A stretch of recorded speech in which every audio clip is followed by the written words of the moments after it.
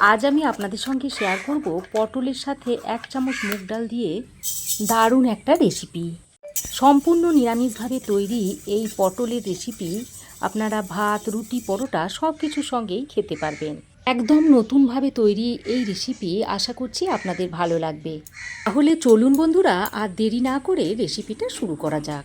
তো রেসিপিটা তৈরি করার জন্য প্রথমেই আমি এখানে 6টা পটল নিয়েছি। পটলের গায়ে অল্প একটু খোসা রেখে রেখে পটলগুলোকে ছুলে নিয়েছি। তারপর পটলগুলোকে পরিষ্কার করে ধুয়ে এইভাবে একটু কোনা করে কেটে নিচ্ছি।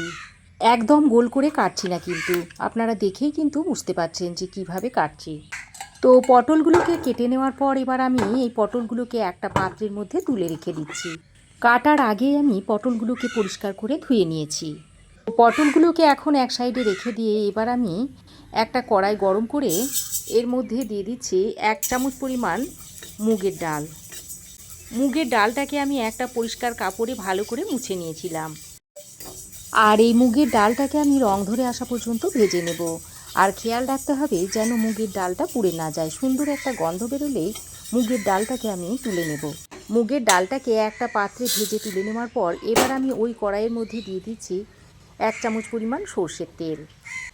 তেলটাকে খানিকক্ষণ ভালো করে গরম করে নিয়েছি। তারপর এর মধ্যে দিয়ে দিচ্ছি পরিমাণ মতো নুন আর একটু হলুদের গুঁড়ো। তারপর ভালো করে নেড়েচেড়ে মিশিয়ে নিয়ে এর মধ্যে কেটে ধুয়ে রাখা পটলগুলো দিয়ে দিচ্ছি। আর এই পটলগুলোকে নুন হলুদ দিয়ে খুব সুন্দর করে ভেজে নিতে হবে।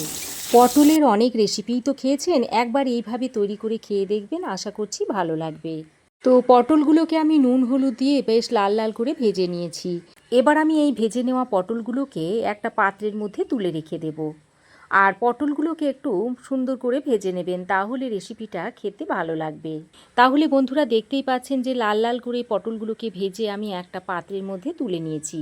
এবার দেখুন আমি এদিকে একটা পাত্রে একটা বড় সাইজের আলুকে একটু ডুমো ডুমো করে কেটে রেখে দিয়েছি।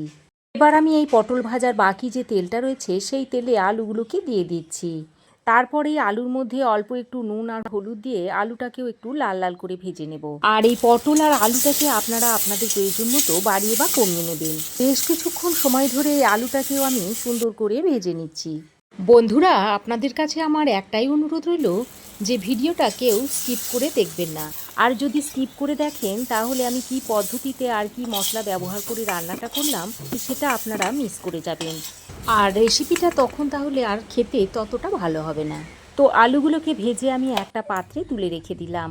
আর এদিকে আমি ততক্ষণে একটা মশলা তৈরি করে নেব। তার জন্য মিক্সিং জারের মধ্যে ছোট ছোট করে টুকরো করে কাটা 1 ইঞ্চ মতো আদা দিয়ে দিচ্ছি। আর সঙ্গে দিয়ে দিচ্ছি 2টো কাঁচা লঙ্কা আর 2টো শুকনো লঙ্কা। আর দিয়ে দিচ্ছি 1 চামচ পরিমাণ গোটা জিরে।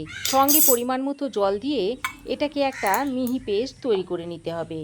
আর এখানে আপনারা শুকনো লঙ্কা কাঁচা লঙ্কার পরিমাণটা আপনারা আপনাদের প্রয়োজন মতো দিয়ে নেবেন। এখন আমি যে কড়াইয়ে পটল আলুটা ভেজে নিয়েছিলাম সেই কড়াইটাই আবারও গরম করে এর মধ্যে দিয়ে দিচ্ছি পরিমাণ মতো সর্ষের তেল। এই তেলটাকেও ভালো করে গরম করে নিয়েছি। তারপর ফোড়নে দিয়ে দিচ্ছি একটা শুকনো লঙ্কা, একটা তেজপাতা আর 1/2 চামচ পরিমাণ গোটা জিরে। এবার ফোড়নটাকে কয়েক সেকেন্ড ভেজে নেব, ফোড়ন থেকে সুন্দর একটা গন্ধ ছেড়ে আসা পর্যন্ত। তো ফোড়নটাকে সুন্দর করে ভেজে নিয়েছি। এবার এর মধ্যে দিয়ে দিচ্ছি বেটে রাখা মশলাটা। মশলার বাটিটা ধুয়ে দিয়ে দিলাম সামান্য পরিমাণে একটু জল। এখন মশলাটাকে বেশ খানিকক্ষণ সময় ধরে ভালো করে কষিয়ে নিতে হবে, যতক্ষণ না মশলা থেকে তেল ছেড়ে না আসছে আর মশলার কাঁচা গন্ধটা চলে যাচ্ছে। তো গ্যাসের ফ্লেমটাকে কখনো বা বাড়িয়ে কখনো বা কমিয়ে মশলাটাকে সুন্দর করে ভেজে নিয়েছি। এরপরে এর মধ্যে দিয়ে দিচ্ছি 1/2 চামচ পরিমাণ হলুদ গুঁড়ো আর দিয়ে দিচ্ছি 1/2 চামচ পরিমাণ কাশ্মীরি লঙ্কার গুঁড়ো। গুঁড়ো মশলাগুলো দিয়ে বেশ খানিকক্ষণ সময় ধরে মশলাটাকে খুব ভালো করে কষিয়ে নিচ্ছি, যতক্ষণ না মশলা থেকে তেল ছেড়ে না আসছে।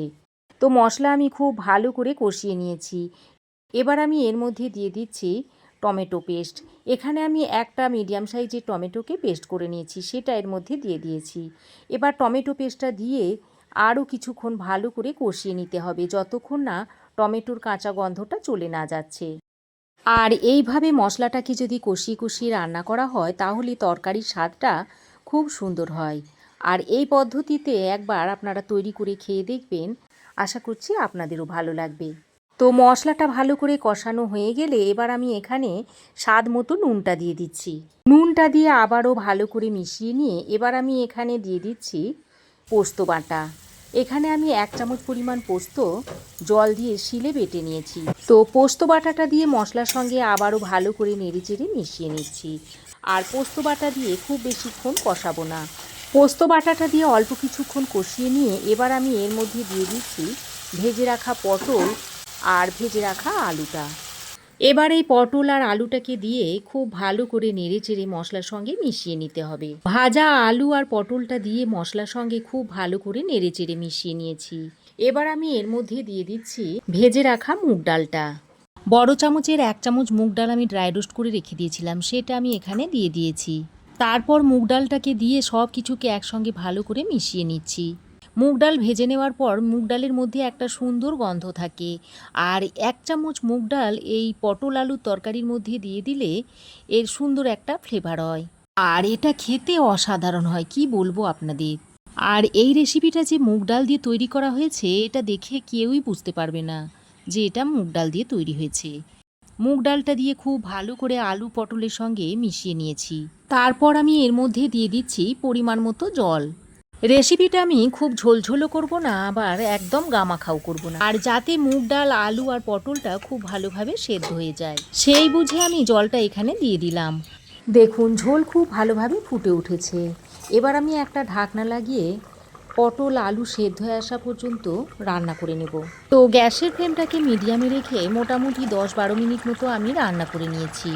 এখন ঢাকাটা আমি খুলে নিয়েছি আর রান্নাটা আমাদের হয়েই এসেছে। আলু পটল আর মুগের ডাল সব কিছু ভালোভাবে সেদ্ধ হয়ে গেছে। ঝোল এর থেকে বেশি আর কমাবো না, যেহেতু এর মধ্যে মুগ ডাল দেওয়া আছে, ঠান্ডা হওয়ার পর আরও কিছুটা টেনে যাবে। এবার আমি স্বাদের ব্যালেন্সের জন্য এর মধ্যে দিয়ে দিলাম অল্প একটু চিনি, দিয়ে দিচ্ছি অল্প পরিমাণে একটু গরম মশলার গুঁড়ো আর 1/2 চামচ পরিমাণ ঘি। তো সব কিছু দিয়ে আবারও একটু ভালো করে নেড়েচেড়ে মিশিয়ে নেব, তারপর গ্যাসের ফ্লেমটা বন্ধ করে দেব। বন্ধুরা, মুগ ডাল দিয়ে আলু পটলের এই রেসিপি আপনাদের কেমন লাগলো অবশ্যই একটা কমেন্ট করে জানাবেন। তো দেখুন ঢাকা দিয়ে আমি আরও 5-6 মিনিট মতো স্ট্যান্ডিং টাইমে রেখে দিয়েছিলাম, আর রেসিপিটা দেখুন দেখতে কি দুর্দান্ত হয়েছে। তো কিছুক্ষণ স্ট্যান্ডিং টাইমে রাখার পর এটাকে আমি একটা পাত্রে সার্ভ করে দিয়েছি। গরম ভাতে এই রেসিপি থাকলে আর কিচ্ছু লাগবে না, এই দিয়েই সব ভাত খাওয়া হয়ে যাবে। তো আজকের এই মুগ ডাল দিয়ে আলু পটলের নতুন রেসিপি আপনাদের কেমন লাগলো অবশ্যই একটা কমেন্ট করে জানাবেন। আর যদি ভালো লাগে তো অবশ্যই ভিডিওটাতে একটি লাইক দেবেন আর বন্ধুদের মধ্যে বেশি বেশি শেয়ার করার চেষ্টা করবেন। আজ তাহলে আসি, আবার দেখা হবে নতুন কোনো রেসিপি নিয়ে নেক্সট এপিসোডে। সে পর্যন্ত ভালো থাকবেন, সুস্থ থাকবেন। ধন্যবাদ।